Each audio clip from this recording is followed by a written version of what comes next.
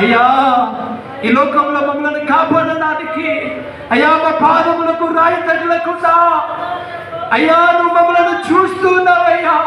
నువ్వు ఇశ్రాయేలు ప్రజలను చూసి వారి బాధను చూసి అయ్యా నువ్వు దిగి వచ్చిన దేవుడవయ్యా. ఆ కానాను దేశంలో అయ్యా నువ్వు చేర్చుకున్నావు తండ్రి. నీవు మోషేను బలపరిచినావయ్యా. నీ ప్రజల పక్షమున నిలబడి నీ ప్రజలకు అడ్డుగా ఉన్న ఎర్ర సముద్రమును నీవు పాయలు చేసిన దేవుడవయ్యా తండ్రి. మాకు విరోధంగా రూపించబడిన ఏ ఆయుధము వరదిల్లదని నీ వాక్యము సెలవిస్తున్నదయ్యా తండ్రి.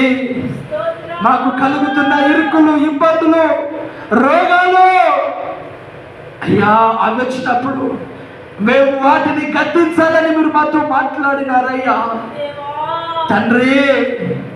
నీవు మా పక్షమున నిలబడే దేవుడు, మమ్మలను బలపరిచే దేవుడవు.